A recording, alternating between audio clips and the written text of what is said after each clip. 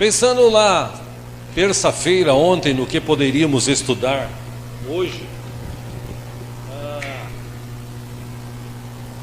como hoje, vocês sabem, é meu aniversário, eu gostaria de falar sobre este assunto, porque com 55 anos agora, nem parece, claro, né?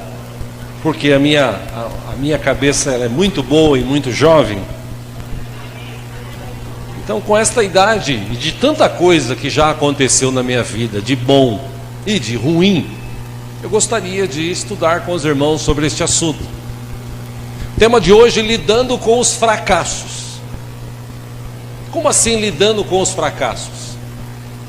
Ora, todos nós já fracassamos alguma vez na nossa vida. É impossível alguém hoje que diga assim: não, eu nunca tive uma derrota, eu nunca tive um fracasso. Não, ao contrário, todo mundo teve um fracasso na vida. A questão é como é que a gente lida com os fracassos. E olha que eu passei por vários deles.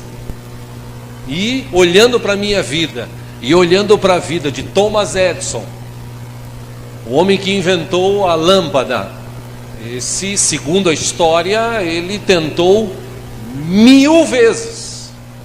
Ou seja, ele fracassou durante 999 vezes, para na 1000ª vez ele ter sucesso na ideia que ele tinha.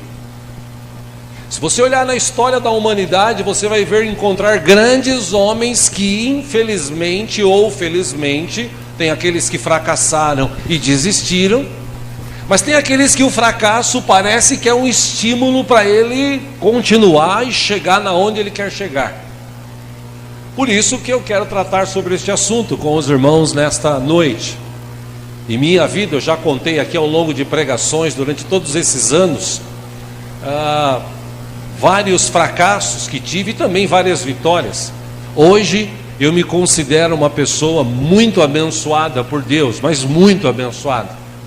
E isso aconteceu na minha vida porque eu compreendi como funciona na parte espiritual o servir a Deus, o amar a Deus sobre todas as coisas, o amar as pessoas como Deus quer que nós a amemos sempre. Infelizmente a gente vive num tempo de pessoas egoístas.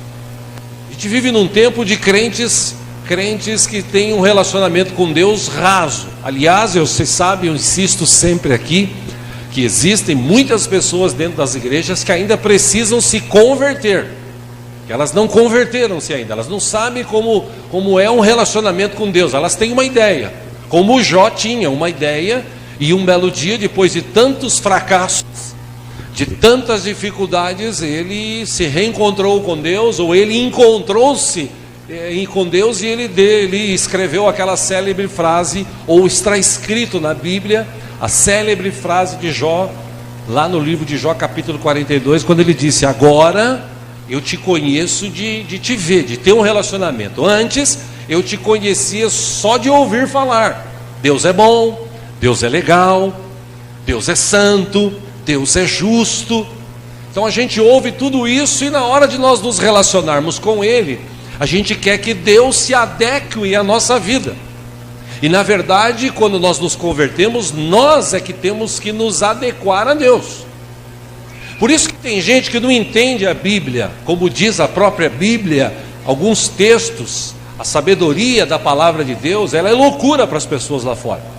Por exemplo, como uma pessoa pode lidar com aquele texto, o texto que diz: tudo coopera para o bem daqueles que amam a Deus. Como é que eu vou lidar com esse texto? Sendo que minha vida não acontece as coisas que eu quero. Pessoas que fracassaram no casamento, pessoas que fracassaram em emprego, pessoas que fracassaram no estudo, pessoas que fracassaram no relacionamento com os filhos, com os pais, com os amigos, pessoas que fracassaram nos negócios. Enfim, como eu vou lidar com isso? Como é que eu posso entender que isso Deus está agindo para o meu bem? Bom, é sobre isso que eu quero estudar com os irmãos hoje. Espero no final que a partir de hoje você, em vez de desistir, seja um estímulo às coisas que acontecem na tua vida, de bom ou de ruim, para você ir para frente, para você ir para onde Deus quer que você chegue. Amém? Eu já ensinei aqui, já falei várias vezes, há pelo menos 6 anos ou quase 7, eu falo isso, aprendi isso num curso de 7 anos atrás, um curso que tratava sobre, não sobre psicologia, mas sobre algo relacionado com neurolinguística, sobre algo também relacionado com a mente das pessoas, aquilo que elas pensam, e eu aprendi, desde então eu tenho vivido isso. Tudo o que acontece na nossa vida, de bom ou de ruim, é neutro. Tudo o que acontece na nossa vida, de bom ou de ruim, é neutro. A nossa ação ou reação é que vai determinar que aquilo que aconteceu foi bom ou foi ruim. Por que na maioria da vida das pessoas as desgraças acontecem? Porque a reação dela é para uma desgraça. Se ela tivesse uma reação e entendesse o porquê que aquilo aconteceu, porque a Bíblia diz, no livro de Eclesiastes, que os problemas, as dificuldades, as lutas, elas vêm sobre bons e maus, justos e injustos. Quer dizer, tudo acontece para todos. Então, se tudo acontece para todos, nos momentos de fracasso, o que a gente faz? Desiste?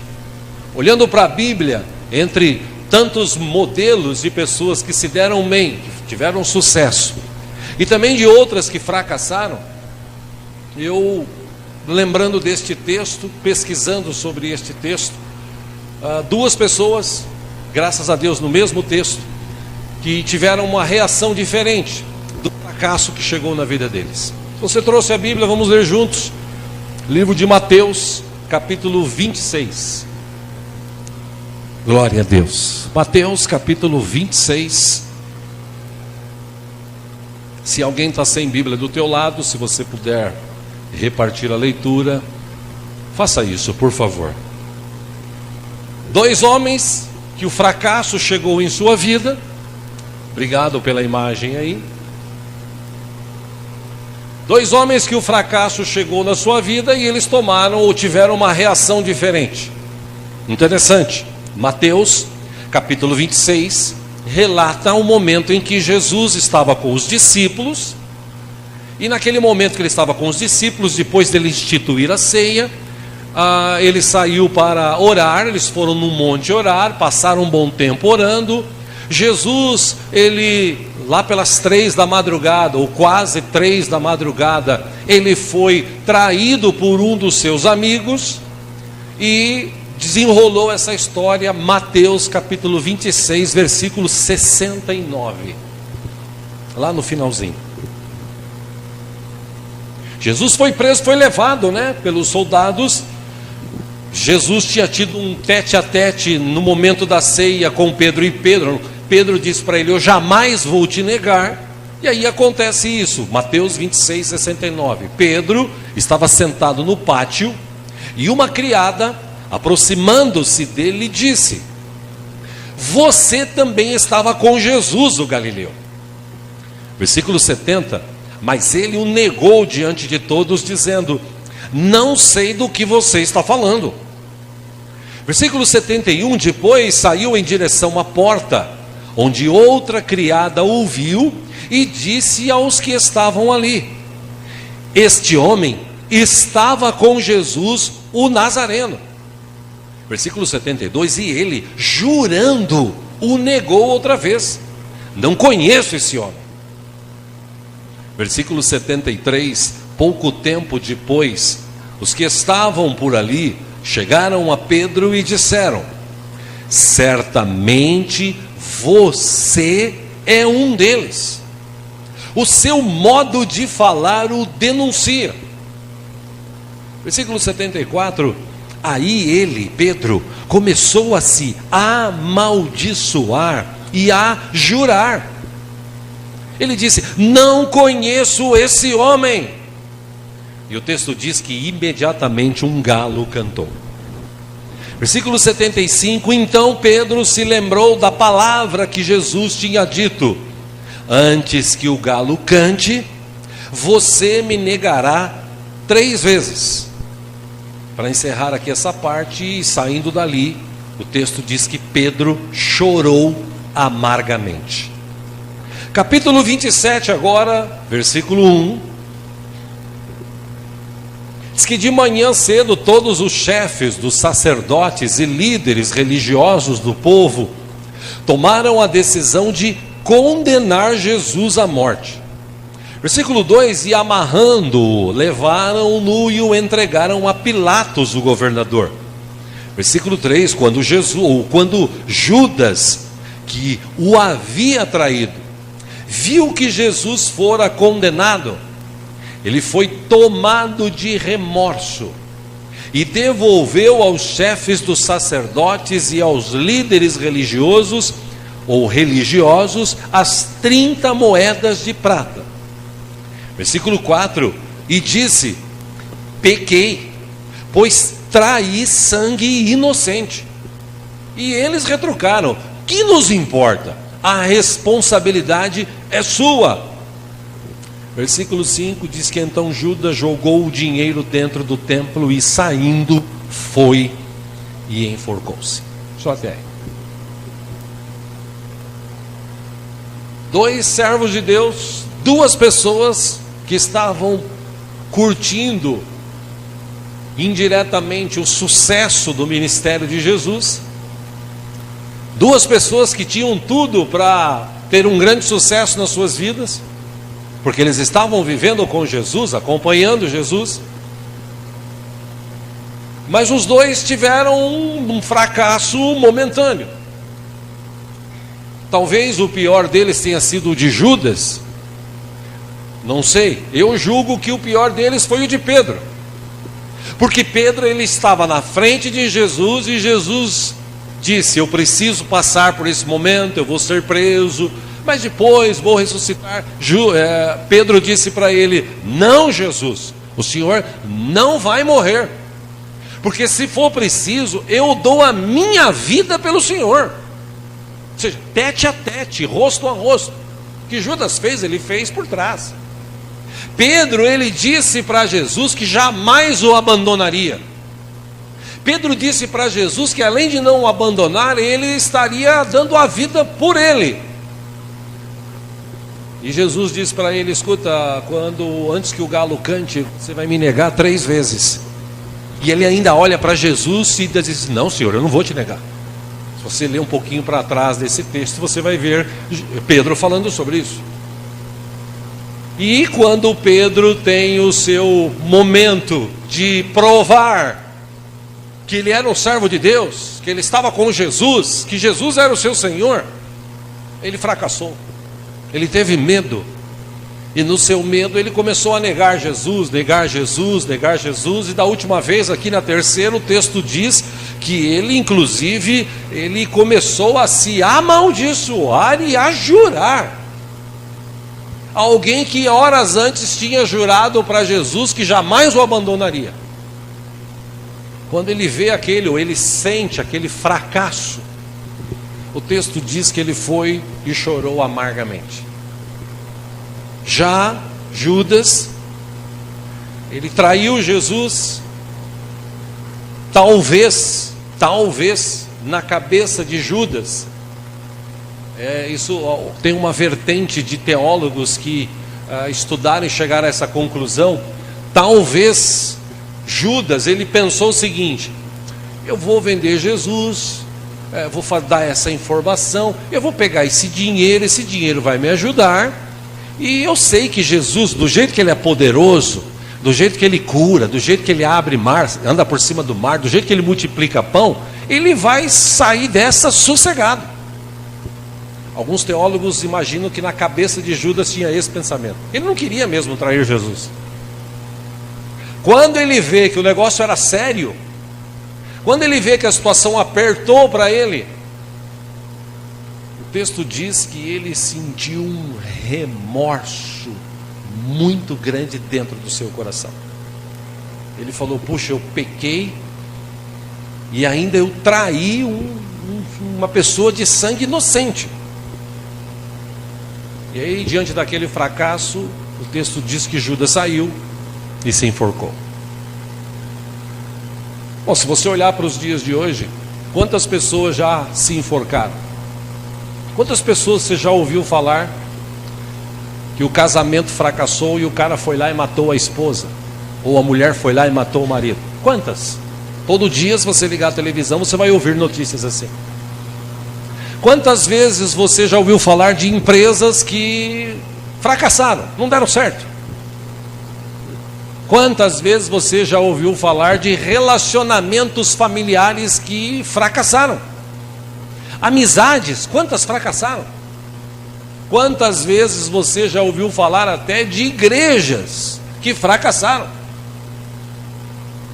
Meu irmão, se você for contar, você não consegue. São muitos, milhares de casos. Então o que eu faço quando eu fracasso? No caso de Pedro, ele chorou amargamente. No caso de Judas, ele se enforcou. Ele achou que tirando a própria vida iria resolver o problema. Tem muita gente hoje que a mente dele ainda não foi renovada por Jesus e nem por sua palavra. Então ele está na igreja e eu convivo diariamente, eu trato, converso com pessoas diariamente. E hoje, pela ferramenta WhatsApp, é até mais fácil de você falar com pessoas. E se você ouvir algumas das conversas, por exemplo, essa semana falando com uma pessoa, ela disse assim: eu não sei o que eu vou fazer no final do mês de abril. Final do mês de abril para mim, eu estou lascado. Porque eu tenho que pagar algo e eu não tenho dinheiro. E eu disse para ele: escuta, mas nós estamos ainda no dia 27 de março.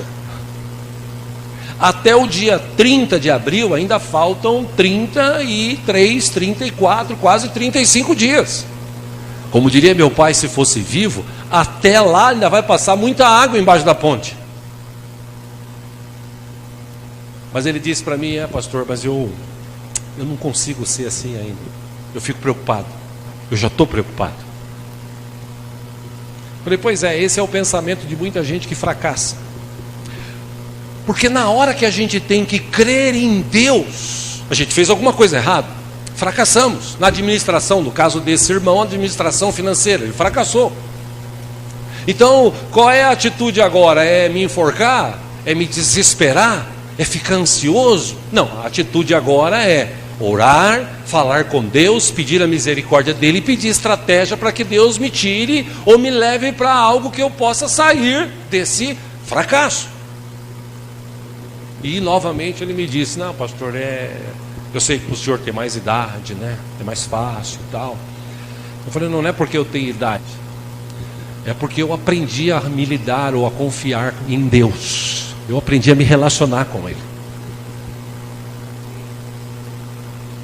E é interessante, meus irmãos, que quando a gente começa a conviver com pessoas e situações, se você olhar para a Bíblia, mais da metade do povo que saiu do Egito, como eu sempre digo assim, aqui, o povo saiu do Egito como, meus irmãos? Prósperos, saudáveis e com uma terra prometida. Ok?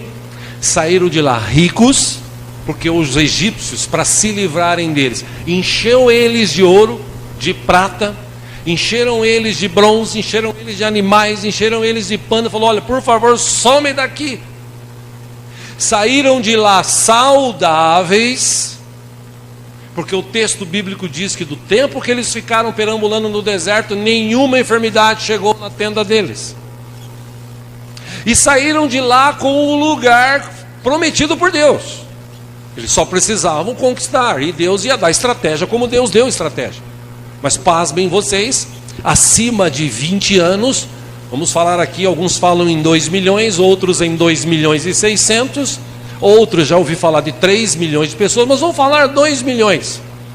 2 milhões de pessoas saíram de um lugar, saíram de lá prósperos, saíram de lá saudáveis, saíram de lá com uma promessa de uma casa para morar, de uma terra para viver. Pasmem vocês, no meio do caminho, por conta das dificuldades, mais da metade fracassou. Por quê? Porque eles duvidaram da palavra de Deus.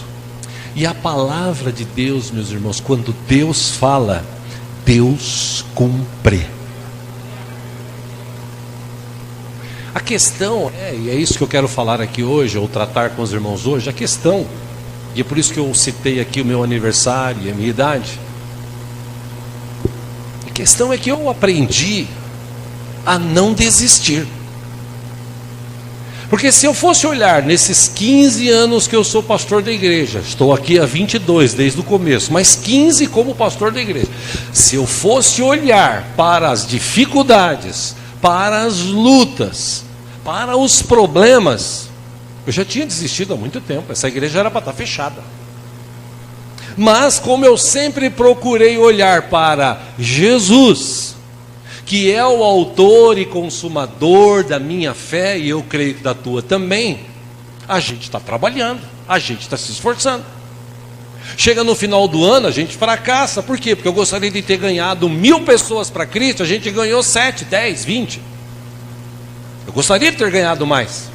A gente trabalhou para isso, a gente investiu nisso. Eu gostaria de ver, quando chegasse no final de ano para um outro ano, os irmãos todos unidos, todos se amando, todos buscando ao Senhor. Esse é o meu desejo. Eu lutei por isso, eu ensinei isso, eu preguei sobre isso. Mas não aconteceu isso. Então o que eu vou fazer? Eu vou desistir? Não. Apesar de tudo que acontece na minha vida e na sua vida, Deus não desiste da gente. Por que a gente tem que desistir? A gente tem que continuar. O problema é ter forças e entendimento para reagir da forma que esses dois homens reagiram. Talvez se eu estivesse no lugar de Pedro, eu reagiria como ele.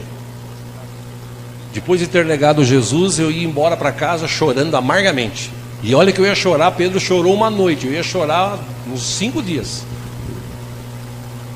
Eu não faria o que Judas fez, provavelmente não.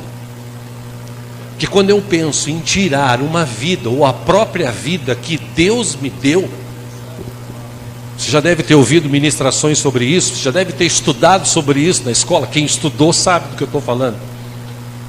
No momento do relacionamento do marido com a mulher, do homem com a mulher, até a mulher fecundar, existem cerca de 1 milhão ou 2 milhões, eu não lembro o número certo, ou bilhões, acho que é bilhões, de espermatozoides que estão tentando ovular, e apenas em bilhões ou milhões consegue. Ou seja, esse daqui foi um vencedor. Aí entrou, a criança foi formada, depois de 9 meses nasceu, cresceu, o pai investiu dinheiro, o pai investiu, a mãe investiu, educação, dinheiro, amor, para chegar num determinado momento da vida, tem um fracasso, eu vou lá e me mato. Isso é um negócio ilógico, irracional, contra a vida. É a mesma coisa de eu estar dizendo para Deus assim: Senhor é maravilhoso, mas eu vou me matar. É óbvio que a gente entende por que algumas pessoas se suicidam. Mas não é um negócio normal. Pode ser comum, não é normal. Normal a natureza humana. Deus não fez o homem para tirar a sua própria vida. Deus fez o homem para ser dominador, dominar sobre os peixes, dominar sobre os animais, dominar sobre as... Deus fez o homem para ser uma pessoa bem-sucedida. E quando eu comecei a entender isso, eu vi a mão do diabo sempre tentando, de alguma forma, levar a gente a ter o sucesso rápido. E se você olhar para a vida de várias pessoas, eu já citei sobre isso aqui também, várias pessoas que eram cantores, cantoras, começaram a cantar dentro da igreja. Nos Estados Unidos isso é comum, até hoje. Pessoas que cantavam na igreja, e um belo dia, não, eu vou fazer sucesso. Vão em programas de auditório, consegue cantar, consegue um contrato, consegue mostrar a excelente voz, o talento, gravam discos, ganham dinheiro, ficam famosos. E por causa da riqueza e por causa da fama, eles se esquecem de Deus, e por se esquecer de Deus, o diabo vem, toma posse e destrói a vida. Ele dá o sucesso, mas ele mesmo traz o fracasso. E essas pessoas, a maioria delas, não conseguiram conviver com o fracasso. Muitos cantores, muitas pessoas que foram bem-sucedidas na vida, terminaram a vida fracassadas. Algumas delas até se suicidaram. Eu estava lendo nos meus arquivos, e eu encontrei um estudo que foi feito. Quem falou sobre esse estudo, inclusive, foi o pastor Ricardo Gondim, anos atrás. E eu tinha alguns escritos que eu recebia dele, ou do site que ele tem. E ele falou uma vez sobre algo relacionado ao fracasso que eu achei muito interessante. Aliás, ele citou um grande economista chamado Paul Krugman. Inclusive ele ganhou o prêmio Nobel de Economia em 2008. Ele escreveu algumas coisas interessantes. Ele escreveu, ele examinou, ele estudou durante anos o fracasso e o sucesso das pessoas. E em 2003 ele escreveu um livro falando sobre isso. E dentro desse livro ele citou 7 passos para as pessoas fracassarem. Primeiro deles, ele disse, baseado em estudos. Ele não teve uma revelação de Deus, não. Ele fez um estudo, e dentro desse estudo, de ver tantas pessoas fracassando ao longo dos anos, ele escreveu um livro. Primeiro passo, ele disse, pense a curto prazo. Não projete, não raciocine, tipo para 5 anos. E quando eu reli isso, eu me lembrei que há 10 anos atrás, eu fiz um desafio para um grupo de jovens da igreja. Falei, projete os seus próximos 5 anos. Daquela turma, alguns estão hoje aqui, já se formaram na faculdade, estão bem sucedidos e tal. Só falta casar, né, alguns deles. Né, Júlio? Né, Vinícius? Mas alguns daquela época, passou-se 5 anos, e eles viveram isso. Descarte esse tipo de projeção, que para muitos é excessivamente acadêmica, que é desprezível, inclusive no mundo dos negócios. Não tem esse negócio de projetar, de raciocinar para longo prazo. Não, vivo hoje. Segundo, ele disse, seja ambicioso. Seja ambicioso. Tenha como objetivo ganhar e ganhar. Não considere que existem limites para a subida de ações na bolsa. Tente abocanhar os mínimos percentuais das variações dos mercados. Tente abocanhar riquezas. Ou seja, seja ambicioso. Talvez alguns digam, pastor, mas eu não posso ser ambicioso? Sim. Mas tome cuidado para isso não levar você para um ponto que você venha a fracassar. Terceiro ponto que Paul Krugman escreveu, acredite que existe sempre alguém mais tolo do que você. Então despreze os outros. Há pouco tempo o mundo corporativo trabalhava com a lógica de que suas estratégias eram seguras. Porque sempre haverá alguém suficientemente estúpido para só perceber o que está acontecendo quando for tarde demais. Isso antigamente era uma prática. Hoje as empresas mudaram, baseado até em estudos como esse, o jeito de tratar com os clientes. Hoje as leis são mais duras para os clientes, para as empresas, e mais favoráveis aos clientes. Por quê? Porque antigamente o cara olhava assim, ia comprar um carro, falava assim, isso tem cara de tonto, pode vender aquele carro todo arrebentado que esse tonto vai comprar. Era assim antigamente. Hoje você vai comprar um carro, você tem 7 dias no mínimo para você devolver se você não gostar. Você tem até 30 dias ou 90 dias, dependendo do caso, para você levar lá e corrigir defeitos do carro. Mas antigamente não, antigamente os caras eram assim. Ele, faz o seguinte, seja ambicioso, que se lasque os outros. E eu vi várias empresas, eu conheci inclusive, eu tive um amigo assim, que tinha uma empresa de carros e para ele o importante era ganhar. Que se dane os clientes. Até que um belo dia, o fracasso chegou na vida dele. E quando ele precisou de amigos, sobraram acho que 1 ou 2. Porque aqueles que iam lá, que sumiram todos. Terceiro ponto, quarto ponto, ele diz assim, acompanhe a manada, ou seja, acompanhe a turma. O que estão fazendo hoje, faça. Não ouça vozes discordantes, pelo contrário, Essas vozes poucas, tímidas, antagônicas, elas precisam ser ridicularizadas e silenciadas. Ou seja, não fica ouvindo o que o teu pastor fala baseado na Bíblia. Não ouve o que o teu pai te ensina, o que tua mãe te ensina. Não ouça o que os seus amigos mais velhos que têm experiência querem passar para... Não, ouça o que está todo mundo fazendo, está todo mundo comprando, gastando. Então vai lá e faça. Quinto, ele disse, generalize sem limites, ou seja, crie preconceitos, condene ou louve instituições e pessoas por critérios difusos, subjetivos, ou seja, vai e dá uma de esperto.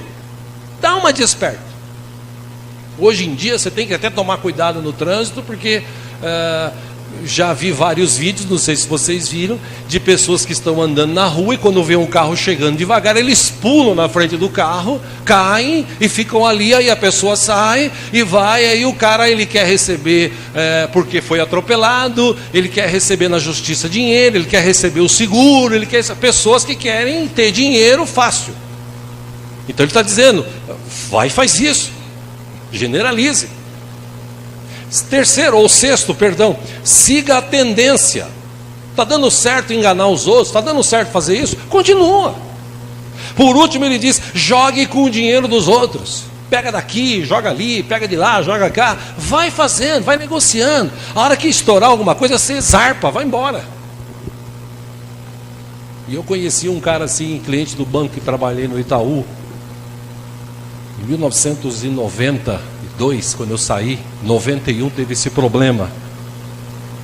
Esse cara era um cliente da agência, irmãos, exemplar. Exemplar.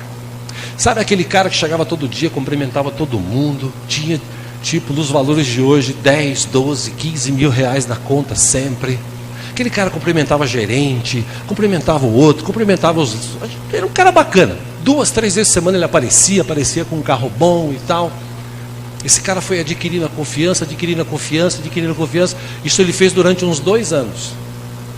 Depois de 2 anos que ele conseguiu um empréstimo astronômico, tipo nos valores de hoje, uns 500 mil, que ele disse que ia começar uma empresa, que tal.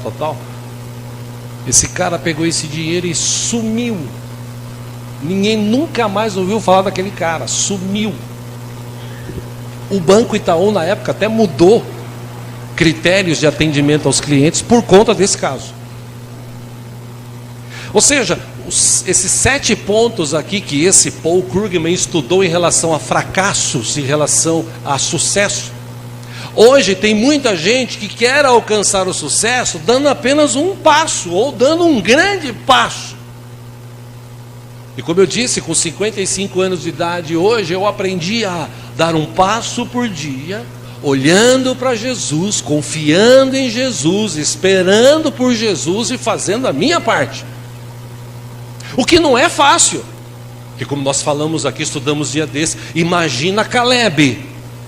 Caleb saiu junto com Josué e junto com mais 2 milhões de pessoas de lá, sob a direção de Moisés. Aquele povo no meio do caminho pecou, acima de 20 anos, só Josué e Caleb recebeu a bênção do Senhor de quando conquistarem a terra e entrarem e serem abençoados. O restante morreu durante os 40 anos do deserto, ou seja, eles esperaram 40 anos para vir o sucesso na vida deles.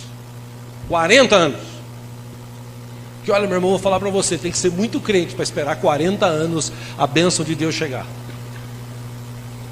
Mas uma coisa é certa, como escreveu Salomão: espere pelo Senhor e Ele dará a vitória a você. Amém? A verdade é que hoje em dia a gente vive num tempo em que as pessoas estão buscando o sucesso rápido. Você pode ver em todas as áreas: casamento, relacionamentos, empresas, igreja. Então, igreja hoje, para você ser considerado uma pessoa de sucesso, se você tiver 500 pessoas, 1000 pessoas, 10 mil pessoas, 20 mil pessoas, aí você é um pregador de sucesso. Caso contrário, se você for pastor de uma igreja de 200, de 100, de 300, de 400, você é um cara fraco. Você é medroso. você é isso, você é aquilo. Sendo que Jesus disse que Deus deu talento para um, que esse talento que ele recebeu 2, ele multiplicou por 4, que recebeu 5, multiplicou por 10, ou seja, cada um tem o seu talento. A verdade é que hoje, muitas igrejas, para ter sucesso, elas acabam botando os pés pelas mãos.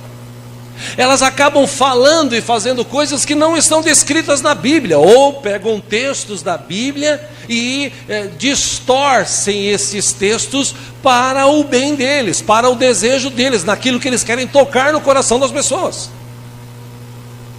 Sendo que, na verdade, Bíblia é Bíblia. Bíblia ensina que nós, se nós quisermos ter sucesso, e o sucesso maior nosso, meu irmão, você pode até ter dinheiro nessa terra, e eu oro para que Deus te dê bastante dinheiro, para você abençoar bastante a tua família, as pessoas, inclusive a obra do Senhor, para a gente comprar um lugar maior, próprio e tal.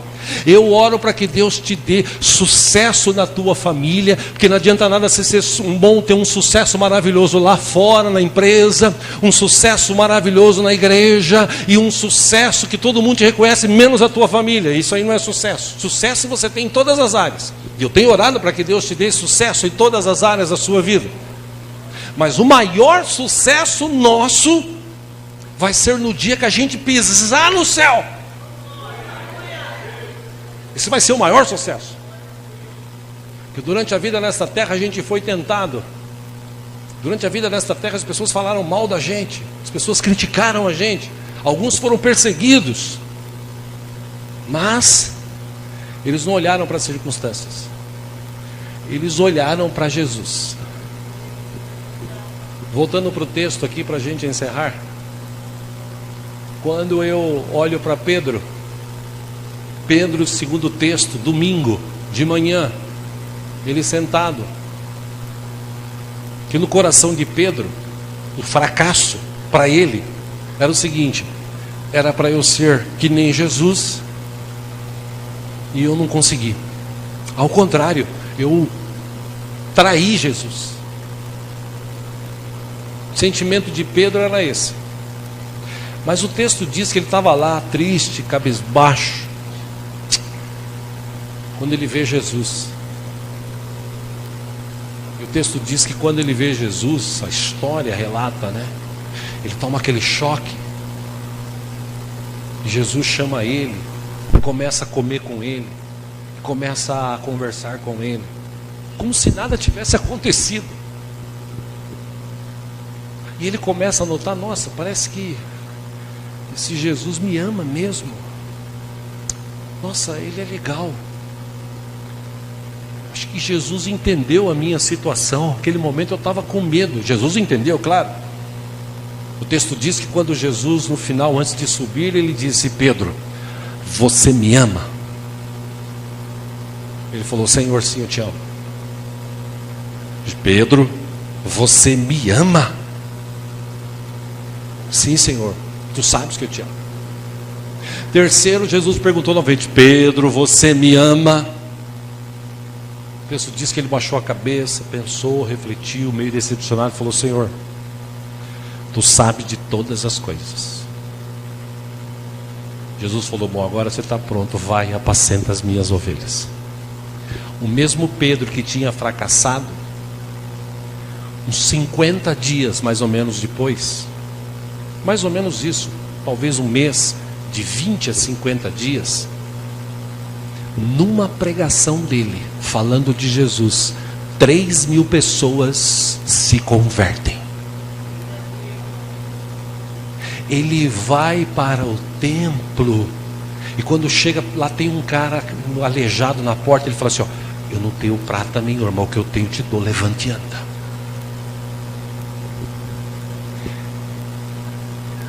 Esse cara chamado Pedro, ele atingiu um grande sucesso na sua vida, mesmo depois daquele grande fracasso. Sabe qual foi o segredo do sucesso de Pedro? Daquele dia em diante, ele entregou a vida para Jesus e falou: a minha vida é tua. E se você puxar na história lá na frente, Pedro segundo as histórias dos 11 discípulos, ou dos 12, depois foi acrescentado mais um, a forma que eles foram mortos, a história paralela bíblica diz que Pedro foi morto, crucificado, e ele ainda pediu para ser crucificado de cabeça para baixo, porque ele não era digno de ser crucificado do mesmo jeito que o seu Senhor e Salvador foi. Mas antes de ser crucificado, se você ler os textos de Atos, se você ler histórias sobre Pedro, você vai ver pessoas e mais pessoas que foram alcançadas pelo ministério abençoado de sucesso que Deus deu para a vida de Pedro.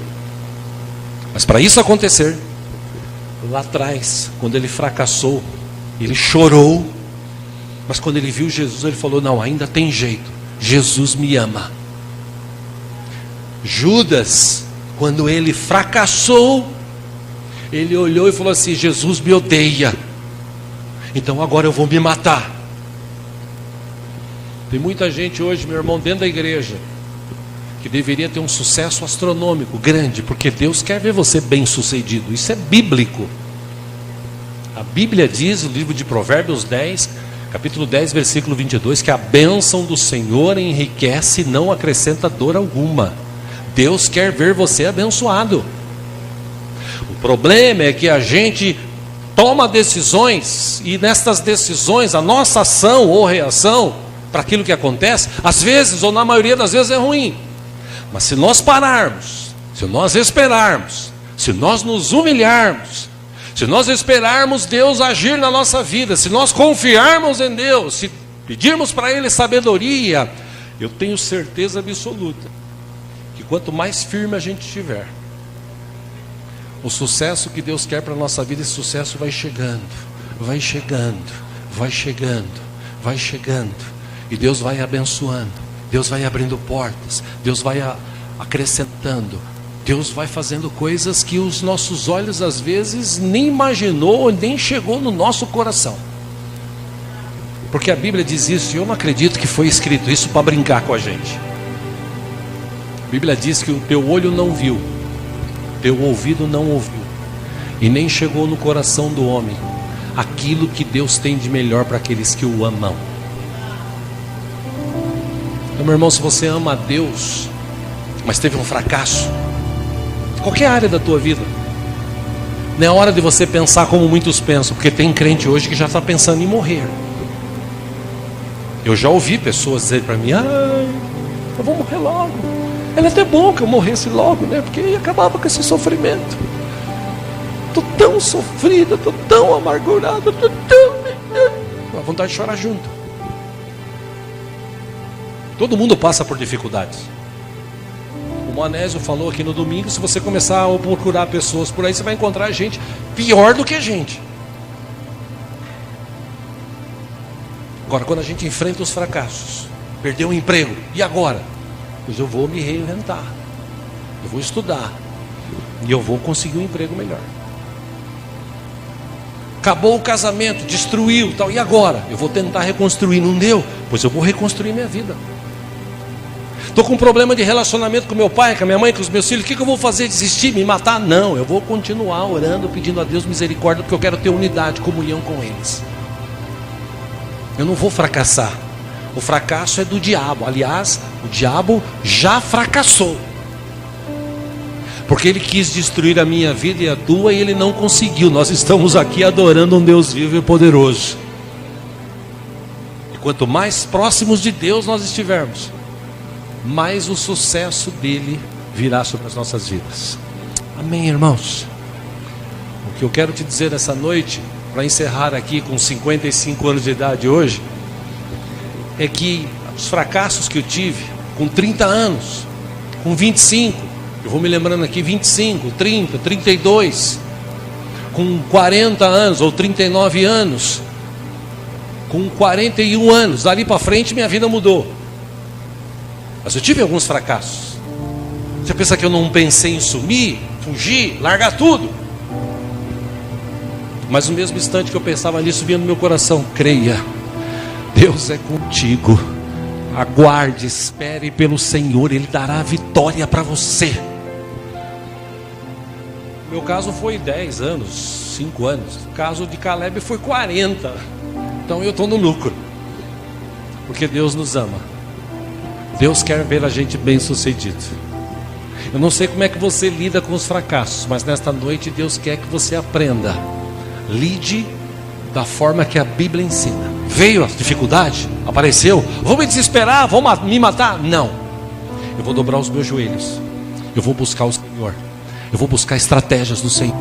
Eu vou buscar me reinventar na presença do Senhor. Ideias. Eu tenho orado aqui, Deus dá ideias de coisas que não existem, para que os irmãos da igreja tenham essas ideias, criem coisas, ou então desenvolvam coisas que já existam melhores e vão avante.